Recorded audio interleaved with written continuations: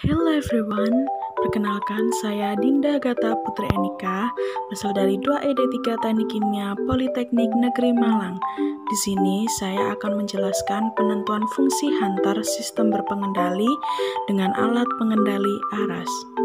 Tujuan dari percobaan atau praktikum pengendalian proses ini adalah menentukan transfer function atau fungsi transfer atau hantar masing-masing proses pengendali dengan metode kurva reaksi. Lalu dalam praktikum ini didapatkan data pengamatan seperti berikut.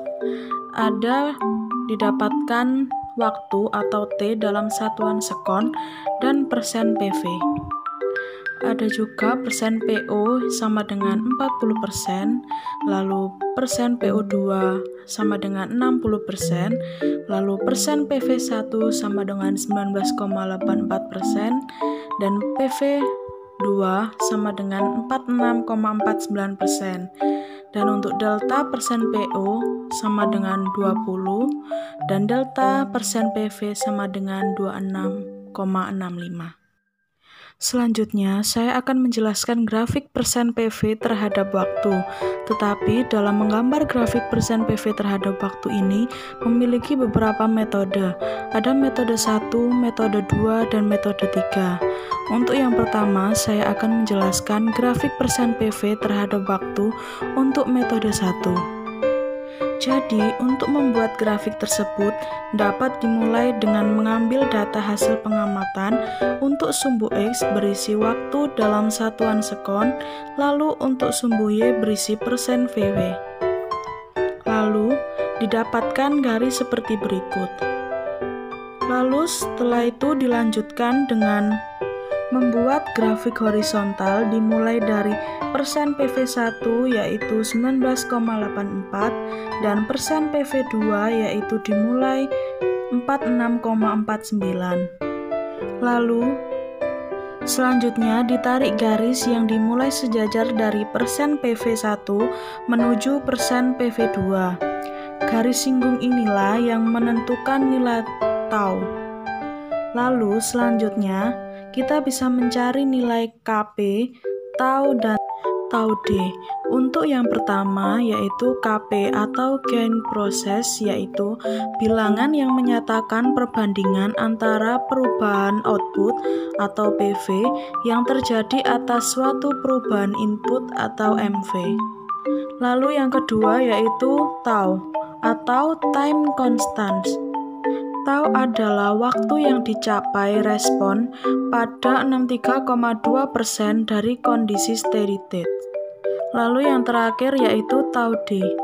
Tau D atau dead time yaitu tenggang waktu yang dibutuhkan proses untuk mengeluarkan perubahan output setelah terjadi perubahan input. Selanjutnya yaitu kita bisa menentukan Kp. Kp sendiri rumusnya adalah delta CS dibagi persen PO.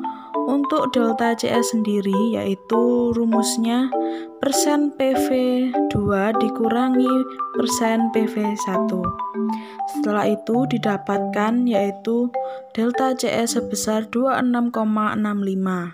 Setelah itu dimasukkan rumus yaitu delta CS per persen PO tadi. Untuk delta CS 26,65 dibagi dengan persen PO yaitu sebesar 20 dan hasil yang didapatkan yaitu 1,3325.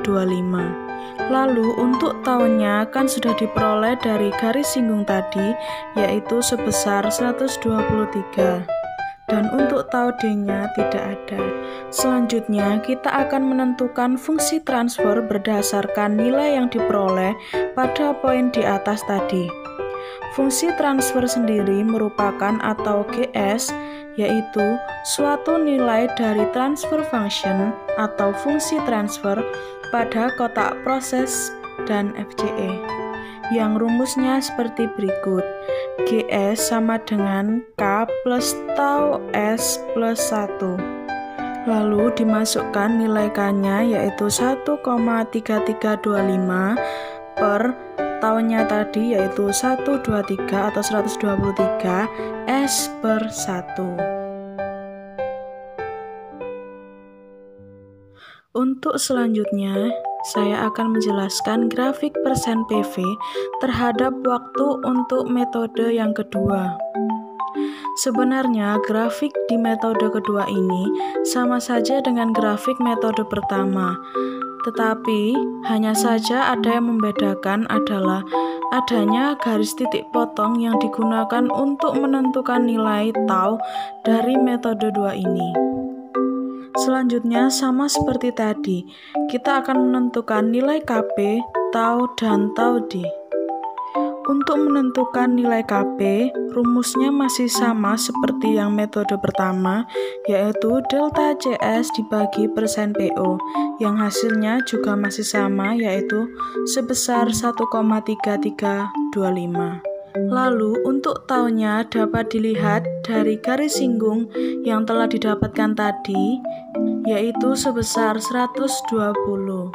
Selanjutnya, untuk menentukan titik potongnya bisa menggunakan rumus yaitu persen PV1 plus dalam kurung 0,632 dikali delta CS.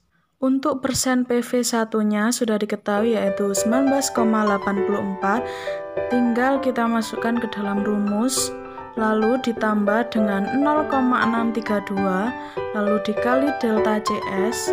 Untuk delta CS juga sudah diketahui yaitu 26,65, lalu dijumlah dan didapatkan hasil yaitu 36,6828.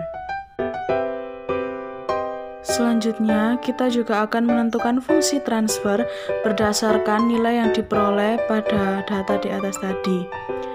Untuk rumusnya tetap, yaitu GS sama dengan K per tau S plus 1. Lalu didapatkan hasil yaitu 1,3325 dibagi 120 S plus 1.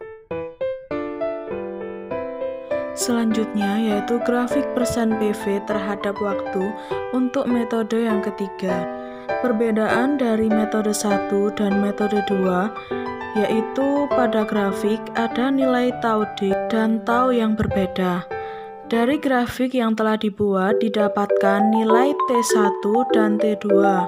Lalu sebelum menentukan Kp, tau dan tau D, dicari dahulu yaitu T1 dan T2 dengan rumus T1 yaitu sama dengan persen PV1 plus 0,283 dikali delta CS dan didapatkan hasil sebesar 27,38195. Lalu untuk rumus T2 yaitu persen PV1 plus 0,632 dikali delta CS dan didapatkan hasil sebesar 36,6828. Selanjutnya kita bisa mencari nilai Kp. Untuk nilai Kp tetap sama dengan metode 1 dan metode 2 yang hasilnya pun juga sama sebesar 1,3325.